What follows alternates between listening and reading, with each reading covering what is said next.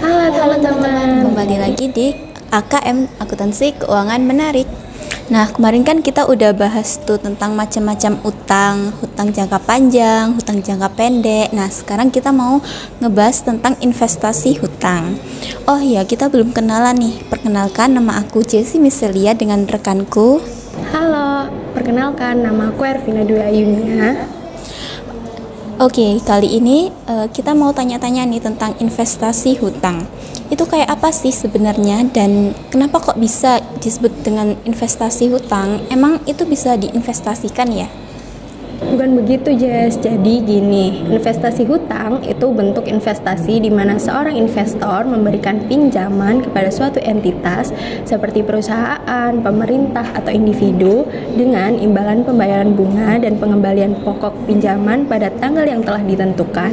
Contohnya itu seperti obligasi, sertifikat, deposito, dan lain-lain. Waduh, bisa dijelasin lebih mudahnya lagi nggak? Jadi gini, kamu meminjamkan uang kepada suatu pihak seperti perusahaan atau pemerintah dan sebagai imbalannya kamu akan mendapatkan bunga serta uang pokok yang dikembalikan di kemudian hari. Ini seperti kamu menjadi bank yang memberikan pinjaman dan mendapat keuntungan dari bunga yang dibayarkan gitu, Jess. Oh alah gitu. Sebentar. Tadi kan sempat kamu singgung tuh adanya obligasi.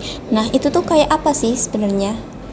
Kalau obligasi itu surat utang jangka panjang yang diterbitkan oleh penerbit atau issuer kepada investor dengan janji untuk membayar bunga atau kupon secara berkala dan mengembalikan pokok utang atau nilai nominal pada saat jatuh tempo. Nah, biasanya obligasi ini diterbitkan oleh pemerintah untuk membiayai proyek-proyek publik atau menutup defisit anggaran. Contohnya termasuk surat utang negara di Indonesia. Oh gitu. Terus? Nah, perusahaan ini biasanya mengelompokkan investasi utang ke dalam 3 kategori. Yang pertama yaitu held for collection and selling atau HFCS. Yang kedua yaitu held for collection. Yang ketiga yaitu trading. Oh gitu. Kok terasa asing ya di telingaku? Kamu bisa jelasin lagi nggak?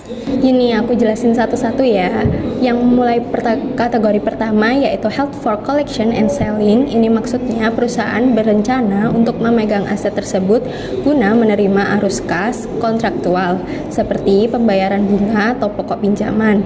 Dan juga perusahaan mungkin menjual aset tersebut jika ada kesempatan untuk mendapatkan keuntungan dari perubahan harga pasar atau kebutuhan likuiditas. Selanjutnya yaitu kategori kedua yaitu held for collection. Ini sebenarnya sama dengan yang sebelumnya, namun hanya saja perusahaan tidak menjual kembali aset tersebut. Nah, yang terakhir yaitu diperdagangkan. Ini maksudnya aset bisa untuk dijual kembali dalam waktu dekat. Perubahan nilai wajar diakui di laporan laba rugi. Oh, terus bagaimana tuh cara menilai investasinya?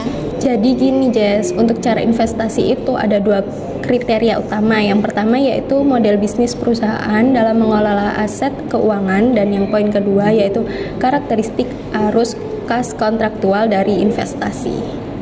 Maksudnya kayak gimana tuh? Bisa tolong jelasin lagi nggak? Jadi contohnya gini, jika perusahaan bermaksud menyimpan obligasi sampai jatuh tempo, mereka akan mencatat pada biaya amortisasi.